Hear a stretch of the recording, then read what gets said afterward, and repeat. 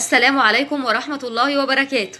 ازيكم حبايبي؟ يا رب كلكم دايما تكونوا كويسين وفي احسن حال. يوم جديد وفيديو تشجيعي جديد هبدأه معاكم النهاردة. بس قبل ما نبدأ بقى في الفيديو بإذن الله، اتمنى لو اول مرة بتشاهدي القناة بتاعتي تنضمي لعيلتي الجميلة، عيلة قناة بيت ميادة، بالاشتراك وتفعيل الجرس على الكل. يعني الكلمة اللي مكتوبة بخط احمر جنب اسم القناة اضغطي عليها علشان تكوني مشتركة في قناتي، واكيد وجودك معايا يسعدني ويفرحني. بدأت يومي بقى كده الساعة 9 صباحا. بدأت معاكم كده، يعني قلت ان احنا اشارككم صباحي. دخلت عشان اكل الطيور واكل الحمام بتاعي، وزي ما شفتوا كده اكلت الحمام وحطيت له الاكل بتاعه والمية كمان. يعني حبيت كده استمتع معاكم بالمنظر الجميل ده.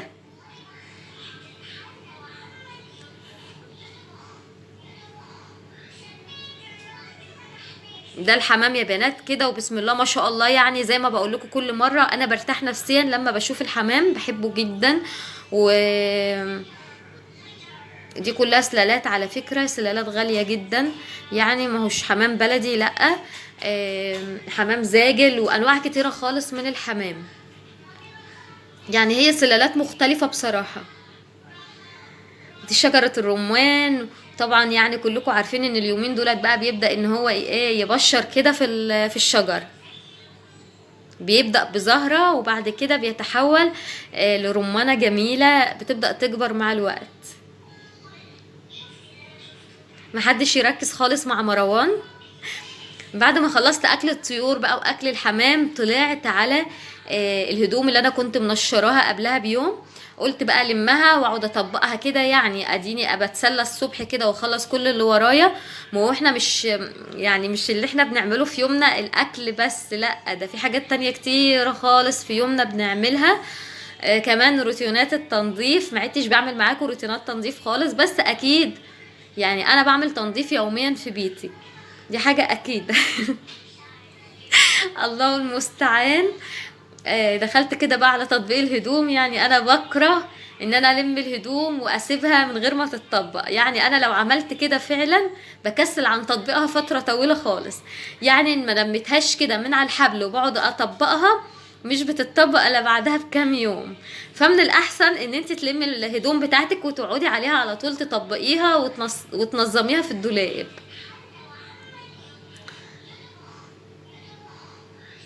يعني انا بحب بصراحة كده اصحى بدري حتى في رمضان. يعني ما بن عادة انا ما بنامش الا بعد الفجر بساعة كمان. يعني على الساعة 5 كده بكون نايمة. بس انا متعودة ان انا الساعة 8 ونص بكون صاحية، يعني دي عادة عندي.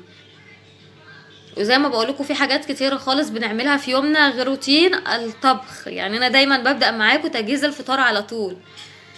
النهاردة بقى بدأت معاكم اليوم من اوله.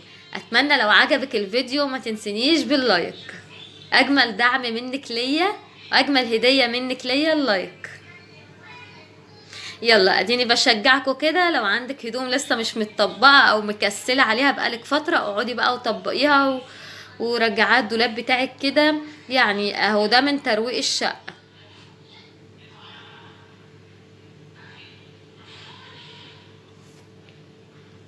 اللهم صل وسلم وبارك على سيدنا محمد وعلى آله وصحبه وسلم. بعد بقى كده ما طبقت الهدوم دخلت على التنظيف الصباحي بتاعي، وكانت الساعة بقت 9.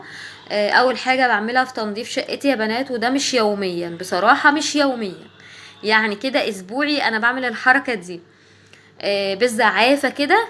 وبحاول ان انا اهب السقف كله من اي تراب او عنكبوت كده. يعني بحب اهب السقف كله قبل ما بنضف الشقة. يعني انا مش بعمل الحركة دي الا لما بكون ناوية ان انا هشيل الفرشة كلها وهنفض وهنضف تنظيف عميق.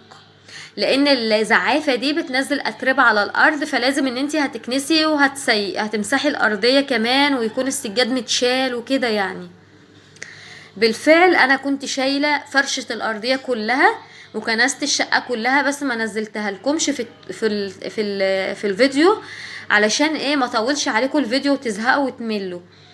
وزي ما انتوا شايفين كده مسحت الارضيه بتاعت الشقه كلها حتى الخداديات بتاعه الانتريه او المخدات الكبيره طلعتها الشمس، قلت اشمسها كده علشان بقالي فتره ما شمستهاش بصراحه، ما طلعتهاش الشمس. وده من ضمن التنظيف العميق. يعني التنظيفه الجايه باذن الله، شايفين يا بنات فرشت الفرشه والحافظه كمان فرشتها، ودخلت المخدات الانتريه وفرشته زي ما انتوا شايفين. يعني ريحه النظافه كده بقى طالعه من الشقه. حتى الشباك بتاعي زي ما شفتوني في البدايه، انا متعوده ان هو بيتنضف مع الشقه على طول. يعني زي ما بنضف الشقه بنضف الشبابيك، دايما بيكون فيها اتربه كده واوساخ. ولو شباك ألمونيتال تحاول ان انتي تمسحيه كمان من بره قبل جوه. دخلت بقى على المطبخ وكان بقينا على الظهر كده، فقلت ايه، هعمل عصير قمر الدين. وطبعا كلكم عارفين ان قمر الدين لازم بيتغلى في ميه، فهو هيبقى سخن، فلازم نديله فرصه ان هو يبرد معانا. فتعمليه من بدري، يعني لو ناويه تعمليه يكون في اول الصباح كده. وبالمقص طبعا اللي انا مخصصاه للاكل بحاول ان انا اقطعه قطع صغيره. هي اللفه كلها بتعمل لي شفشق عصير مركز، يعني تقيل مش خفيف. انت بتحبيه خفيف هتعملي نص اللفه. كمان الجيلي برضو لازم بيتعمل من قبلها، يعني لو هتعملي جيلي ما ينفعش تعمليه قبل الفطار، لا انا بعمله من قبلها من الصبح كده، علشان بعد الفطار تلاقيه مسك كده وبقى حلو. التنظيفه الجايه بقى يا بنات كده ان شاء الله تكون قبل العيد باذن الله. يعني الاسبوعين دولت بقى بيبقى تنظيف من على الوش. يعني الشباك انا مش بنضفه يوميا، هب السقف بالزعافه كده مش بعمله يوميا. ده كله شغل البيت ده بعمله مره في الاسبوع، وممكن كمان مره في الشهر لو انت محافظه على شقتك يوميا. وقطعت الكميه كلها. قمر الدين ممكن تعمليه منقوع قبلها بيوم، بس انا بحب اغليه على البوتاجاز. ودخلت كده على الفلتر بتاع الميه وقلت هنزل عليه حبه ميه واحطه يغلي بقى على البوتاجاز كده، اديله فرصه يعني. كان معايا كمان فراخ، كنا جايبين في اليوم ده فراخ، وقلت هغسلها برضو وانقعها واسيبها جاهزه على على تجهيز الفطار. يعني لو هدخل بقى جاهز الفطار بعد العصر تكون كل حاجه جاهزه جنبي، علشان خاطر ما خدش وقت. ده طبعا من الترتيبات اللي انت بتعمليها علشان ما تتعبيش وقت تجهيز الفطار. يعني زي ما بقول لكم، معاكي طماطم ممكن تضربيها في الخلاط وتسيبيها على جنب جاهزه. هتعملي بطاطس تقطعيها مكعبات وتنقعيها في ميه بملح. هتعملي زفر بط، فراخ سمك، تنقعيها وتغسليها كويس وتصفيها وتسيبيها على الشبكه جاهزه على الاكل على طول. دي كلها من التجهيزات ومن النظام اللي انت بتعمليه عشان ما تتعبيش نفسك في تجهيز الاكل. بالنسبة للفراخ انا يعني قطعتها كده، بقطع الفرخة 4/4 وبغسلها كويس قوي. الزوائد اللي موجودة في الجوانح بالضوافر كده بشيلها بالمقص، ودي اسهل طريقة ان انت تنضفي بيها الفراخ بتاعتك. مرة واتنين وتلاتة بتدعكيها بايدك كده، وممكن تخصصي لها كمان لوفة اسبونشة كده او فرشة. يعني في محل الادوات المنزلية بيتباع فرش لتنظيف الفراخ ولتنظيف السمك. بعد ما غسلتها مرة واتنين وتلاتة واتأكدت من نظافتها، بحط لها مية نظيفة، بحط لها عصرة ليمونة، بحط لها كمان حبة خل، يعني حوالي معلقتين كبار خل. وكمان الدقيق بيشيل ريحة الزفارة اللي في الفراخ.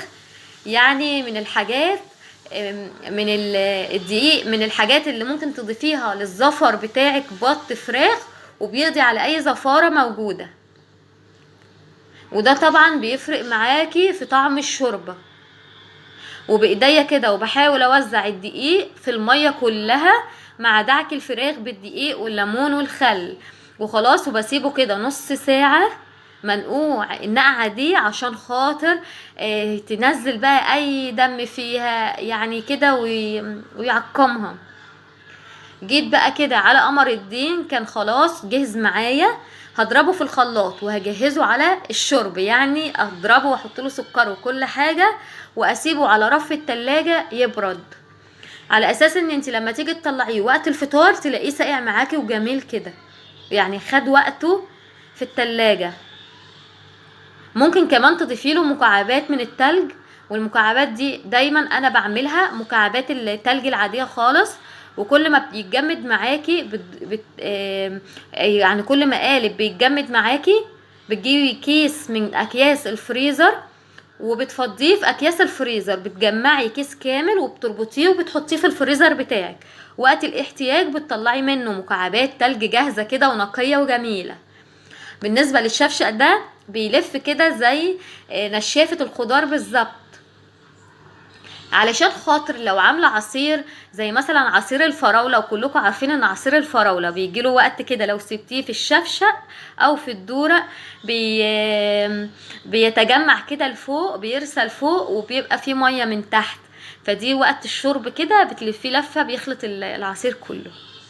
معايا كمان عصير فيمتو، عايزه اقول لكم ان دي لفه القمر الدين كلها، بس انا بعملها تقيله بيبقى طعمها احلى من وهي خفيفه خالص. هعمل بقى دلوقتي صينيه فراخ بالبطاطس. تمام، انا قلت انزل لكم طريقتها، ودي الطريقه الاصليه لعمل صينيه الفراخ بالبطاطس، يعني غالبا كل المصريين بيعملوا بالطريقه دي. بس الفرق يا بنات ان انا هقلي البصله، يعني عايزاها دبلانه كده، علشان انا عندي ولادي مش بيحبوا يشوفوا بصل في الاكل، فبحاول ان انا امشيها كده في الصينيه مع معلقه زيت لحد ما اخليها دبلانه معايا. اللهم صل على النبي. معظم المصريين بيعملوا البصله نيه، بس هي نفس الطريقه اللي هشتغل بيها بالظبط. دبلت البصله، رصيت البطاطس بتاعتي كنت نقعاها في ميه وملح، جيت على الفراخ وهتبلها الاول بملح وفلفل اسمر، وبايديا كده وهمشي الملح بالفلفل الاسمر في جميع اجزاء الفراخ، وهبدا ارصها. بعد كده هاجي للطماطم بتاعتي اللي انا ضرباها ومصفياها، واحط لها ملح وفلفل اسمر وادوبها، وخلاص كده ورشه زيت، وخلاص كده صينيه الفراخ جهزت معايا. هبدأ اغطيها بالورق الفويل. عايزة تضيفي كوسة، شرايح جزر، شرايح كوسة على البطاطس، بسلة، ضيفي الخضروات اللي بتحبيها. اتمنى ما تنسينيش باللايك، والسلام عليكم.